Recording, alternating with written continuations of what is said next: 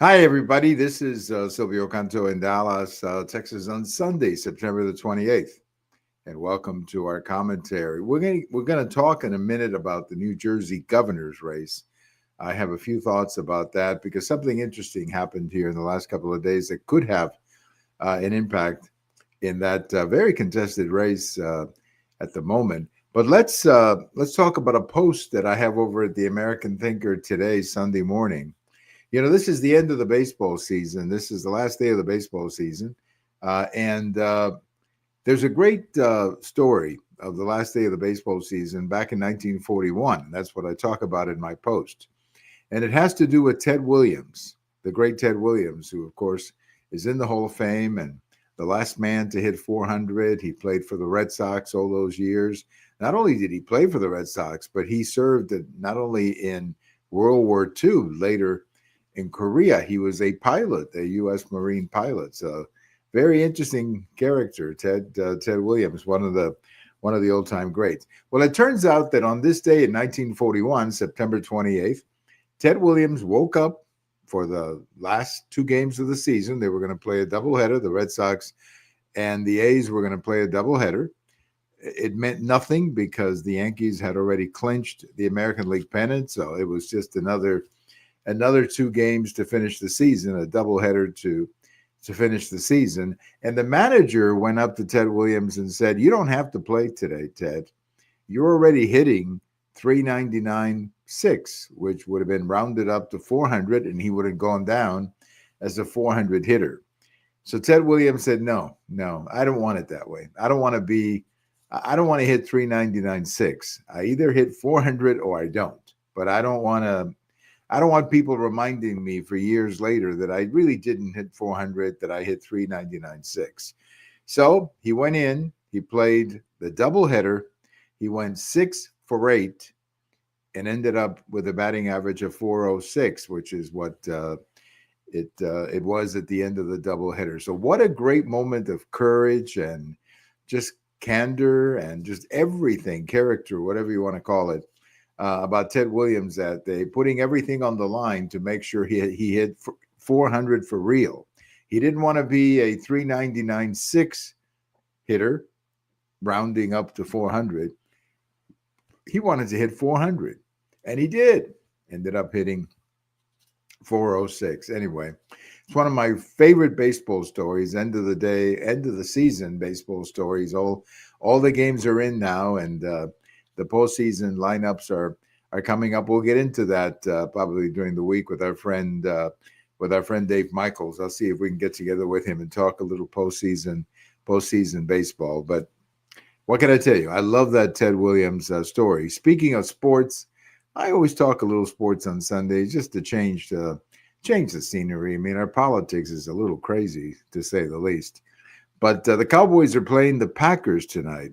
Now, that's usually a very good game, but it's a little bit more exciting tonight because the Cowboys and the Packers made a trade right before the start of the season where the Cowboys sent Parsons to the Packers in exchange for some draft choices. That trade around here, was very controversial. There was a lot of talk about it. And clearly the Packers got the better player for now. Hopefully, if those draft choices pan out, then the Cowboys can look back with some success at a trade. This is always a risk, of course, when you trade one of your stars and you get younger players back.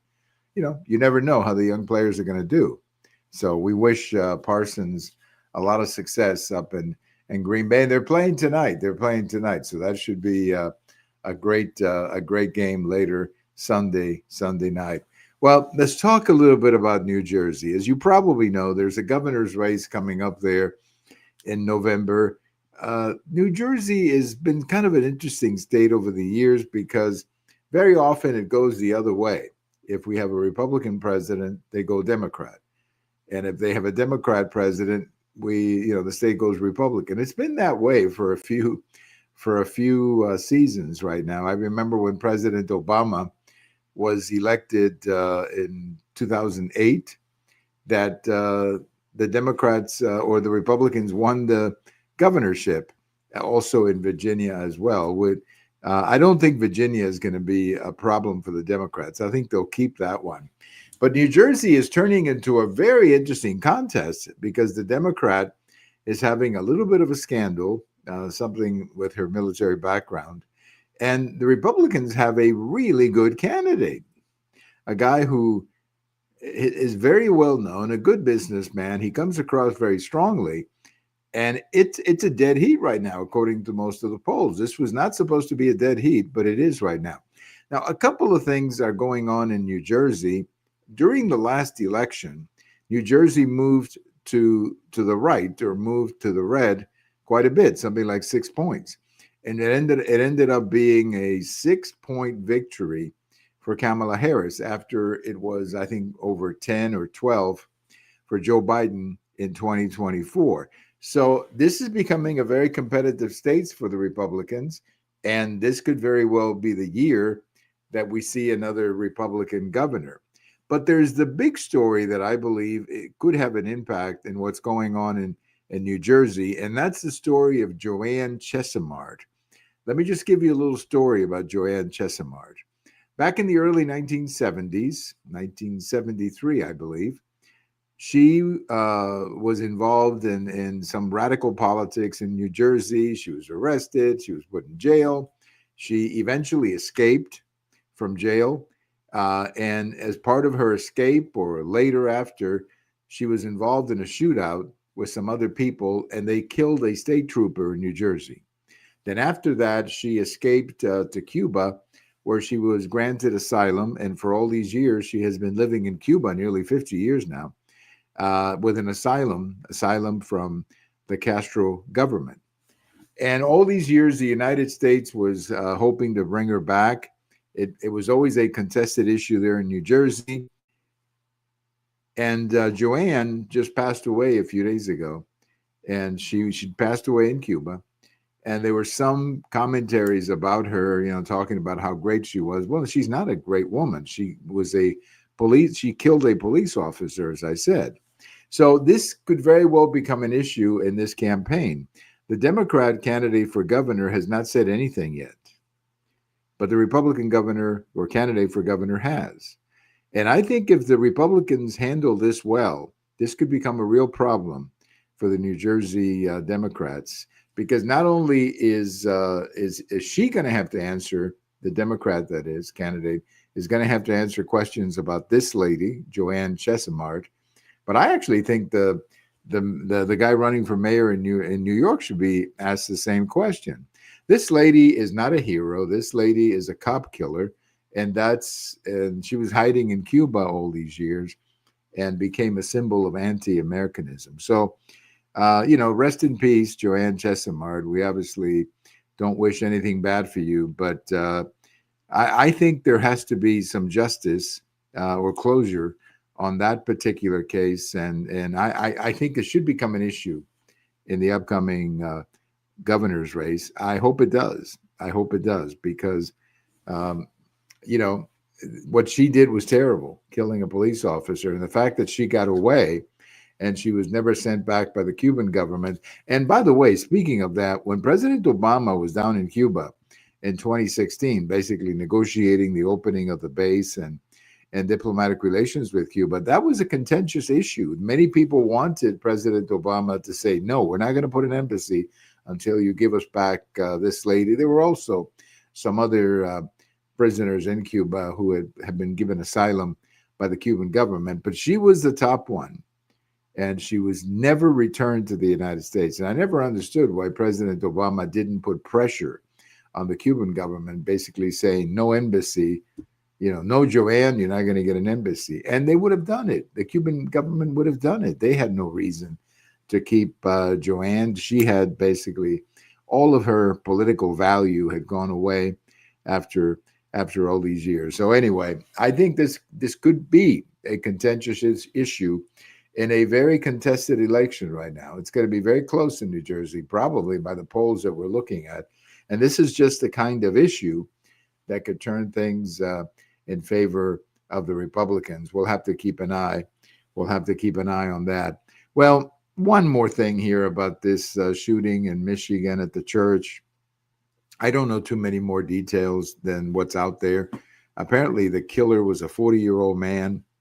I don't know much about him or have not seen much about him at all. But look, I think the message from this is that we have got to take these threats very seriously.